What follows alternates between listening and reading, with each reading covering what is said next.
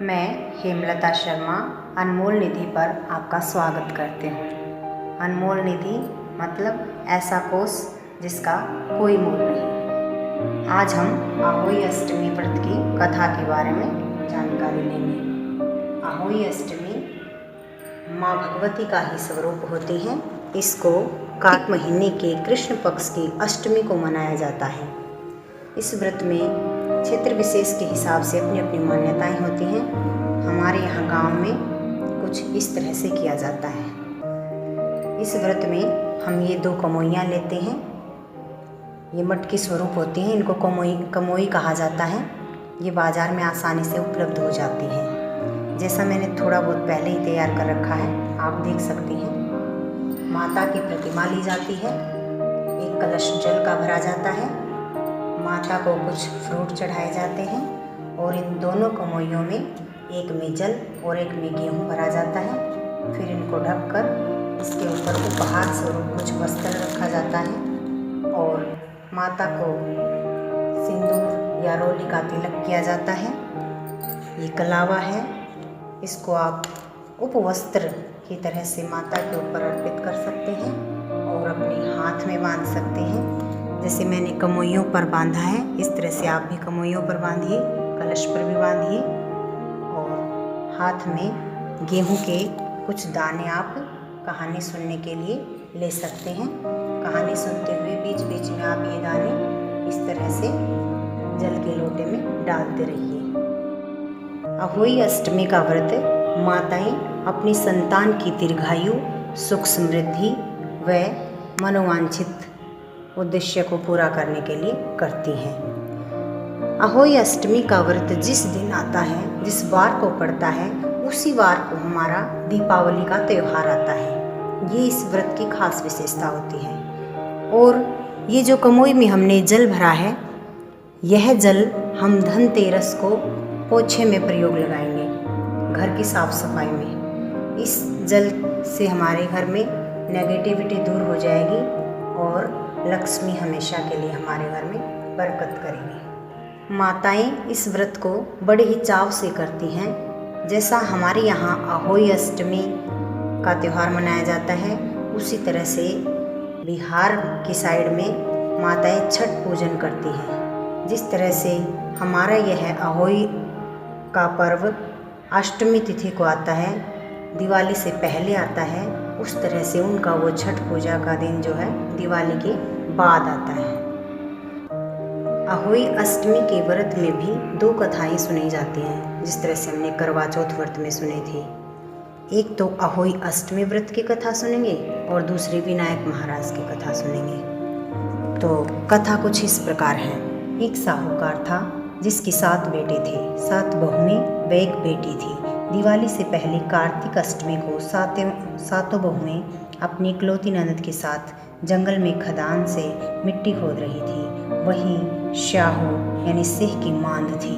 मिट्टी खोदते समय ननद के हाथ से सिंह का बच्चा मर गया। शाहू माता बोली कि अब मैं तेरी कोख बांधूंगी। तब ननद अपनी 7 भाभियों से बोली कि तुम मेरे बदले में कोई अपनी कोख बंधवा लो। सब भाभियों ने अपनी कोख बंधवाने से इनकार कर दिया, परंतु छोटी भाभी सोचने लगी कि यदि मैं कोख नहीं बंधवाऊंगी तो सासू जी नाराज हो जाएंगी। ऐसा विचार कर ननद के बदले में छोटी भाभी ने अपनी कोख बंधवा ली। इसके बाद जब उसके जो लड़का होता वो 7 दिन में ही मर जाता।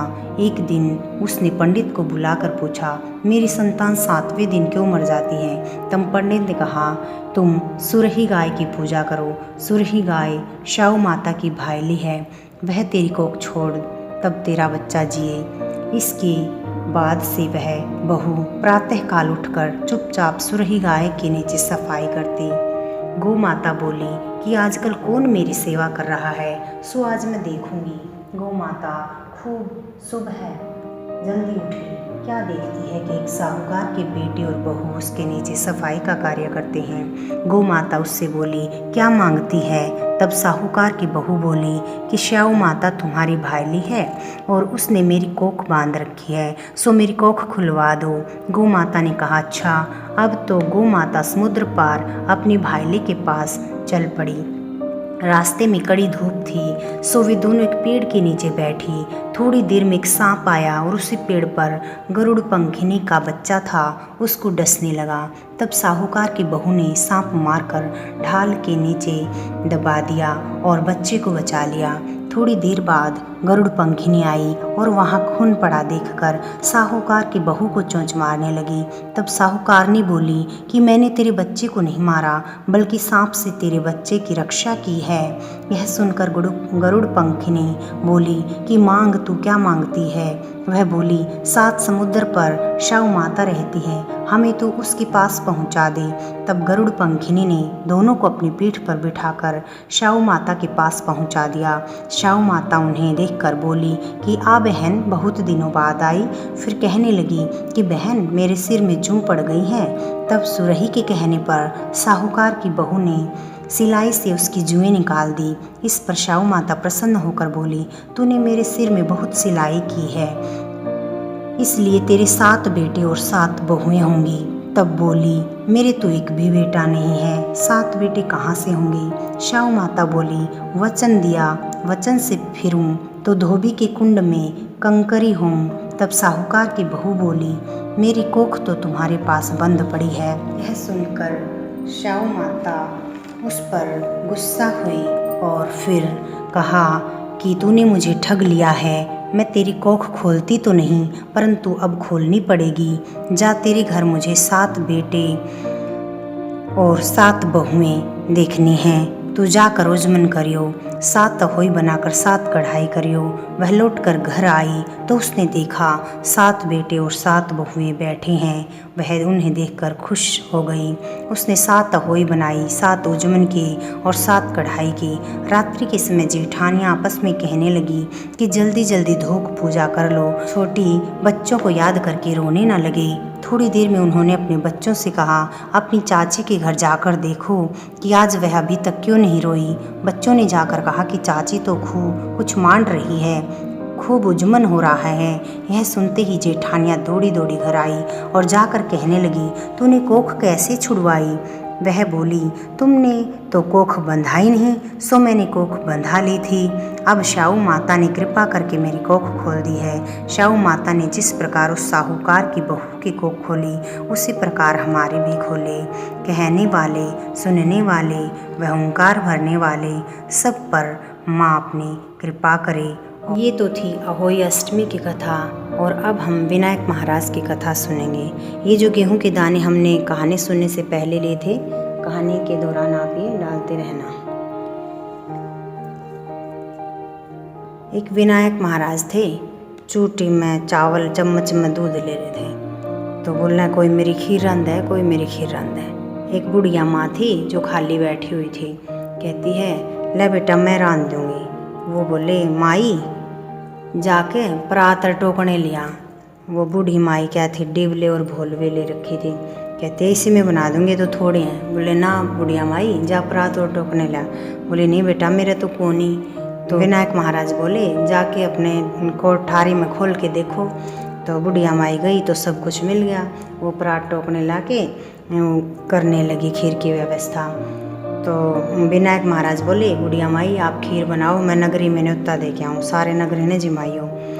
तो बुढ़िया माई ने क्या किया, वो सोची कि पूरी नगरी को ये जिमाएंगे तो फिर मैं तो भूखी रह जाऊँगी, इसलिए खीर बनते बनते उसने एक कचौड़ा भर के निकाल लिया। फिर क्या किया कि वो थोड़ी देर बाद खीर ठंडी होने पर सबड़का मारने लग गई। उसने जैसे ही पहला सबड़का लिया, इतने में विनायक महाराज वापस आ गए। कहते हैं, ले बेटा खीर खा ले।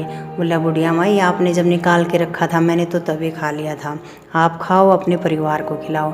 फिर वो रोने लगी, बेटा मेरे कहाँ परिवार है, मैं तो अकेले थी। तो बोले, नहीं बुढ़िया माई आप पीठ फेर के रुक्का मारो। तो बुढ़िया माई ने रुक्का मारा, तो पीठ फेरते ही जैसे ही विनायक महाराज के कहने पर उन्होंने आवाज़ लगाई तो छम छम करते बहू आई, स्कूल में पढ़ता बेटा आया, गेंद खेलता पोता आया। इस तरह से बुढ़िया माई के घर विनायक महाराज ने सब चीज़ों की प्राप्ति करवाई, धन धान्य, बहू बेटे पोते। तो कहानी कहने वाले पर, कहानी सुनने वाले पर और हुंकार भरने वाले पर हे विनायक महाराज इसी तरह से कृपा बनाए रखना। जैसे बुढ़िया माई में पहले था वैसा किसी के साथ मत करना, और जैसे बाद में बुढ़िया माई को सब कुछ दिया ऐसे आप सब कुछ देना। जय विनायक महाराज। इस तरह से हमने दोनों कथाएं सुनी। अब आप सारा दिन व्रत करेंगे और लास्ट में जब तारों की छाँव में पहली तारी आपको दिखाई दे तो उसको आप 1 लोटा जल भरकर अर्पित कर दें। इस तरह से सब नारियों का व्रत जो है संपन्न हो जाता है।